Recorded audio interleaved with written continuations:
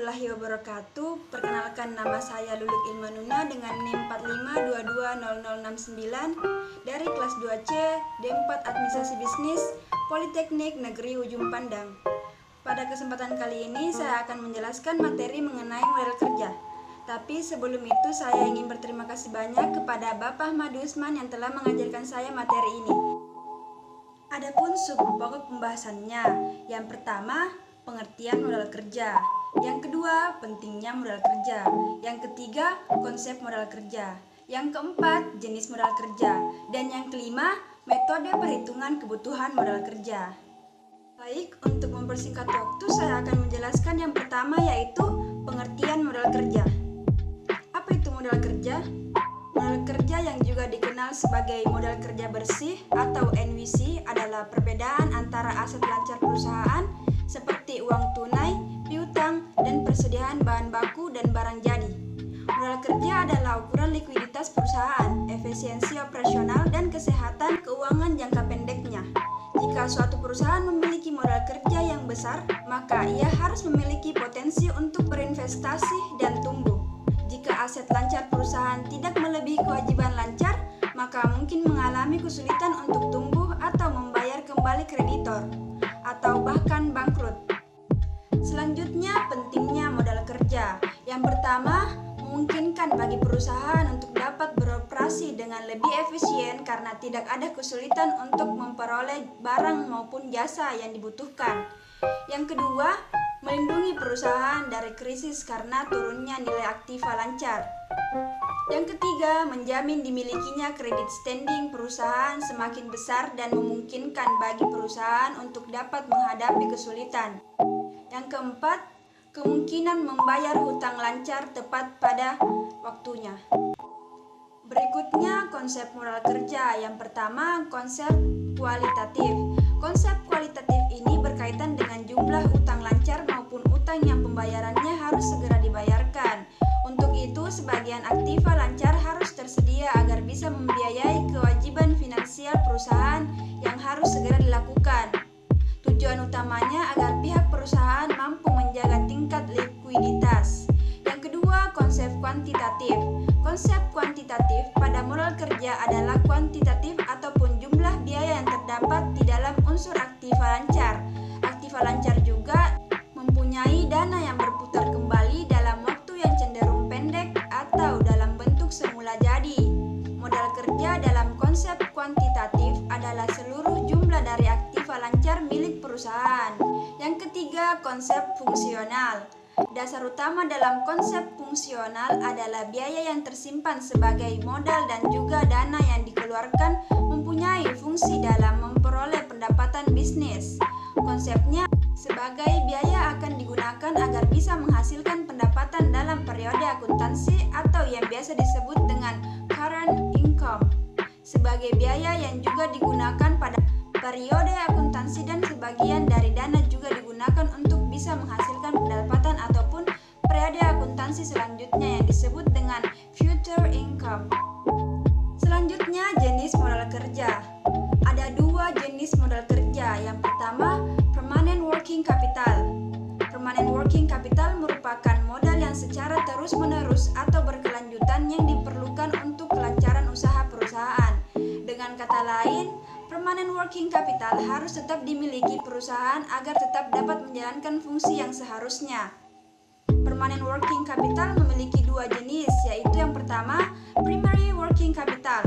Working capital yang wajib ada di perusahaan sebagai jaminan kelancaran usaha yang dijalankan perusahaan.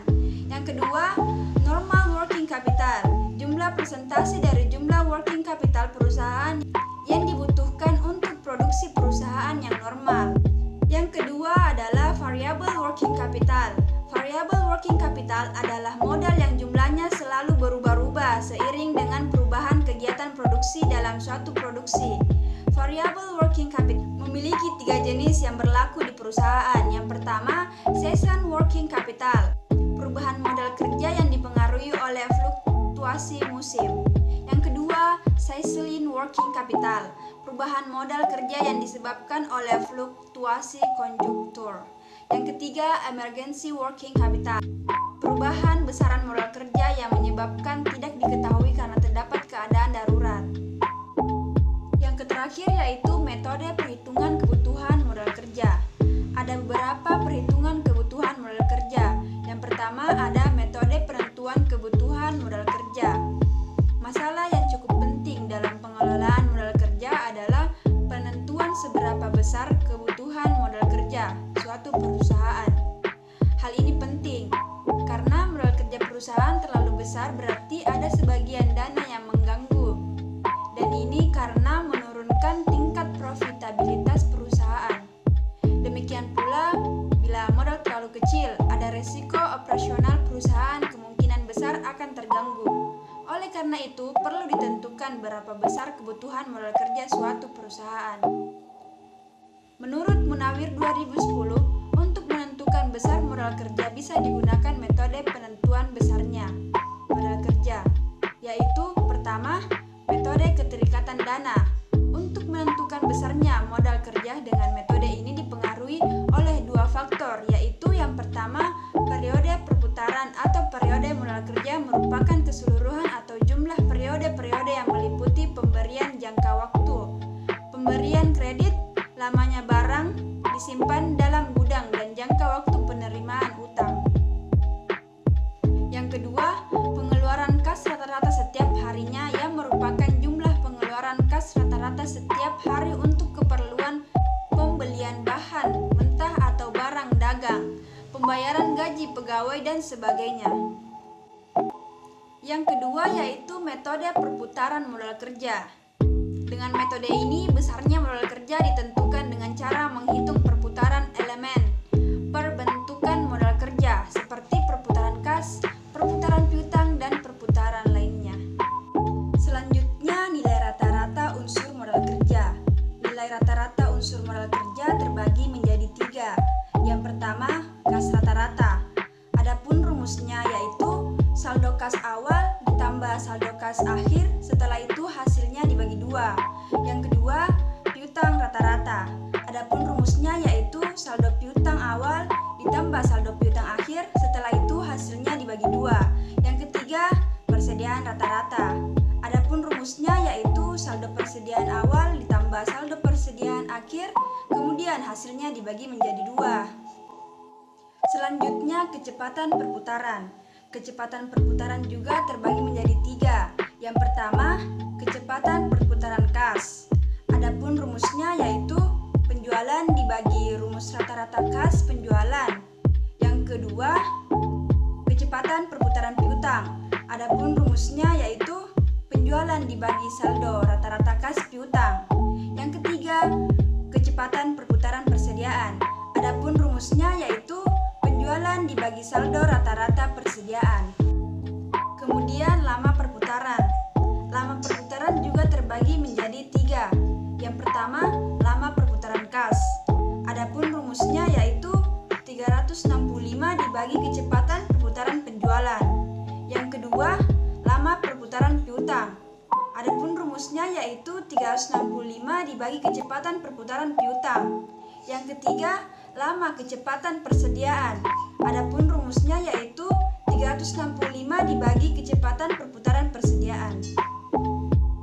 Selanjutnya, kecepatan perputaran modal.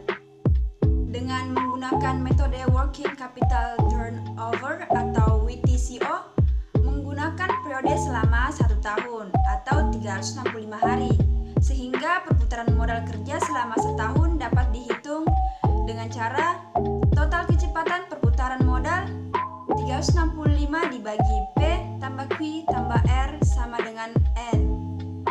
Adapun keterangannya yaitu P sama dengan kecepatan perputaran kas, Q sama dengan kecepatan perputaran piutang, R sama dengan kecepatan perputaran persediaan, dan N sama dengan total kecepatan perputaran. Dan yang terakhir, kebutuhan modal kerja untuk periode berikutnya. Adapun rumus kebutuhan modal kerja yaitu penjualan dibagi total kecepatan perputaran modal kerja. Itulah tadi yang bisa saya sampaikan, kurang lebihnya mohon dimaafkan. Wabillahi taufiq wal hidayah. Wassalamualaikum warahmatullahi wabarakatuh.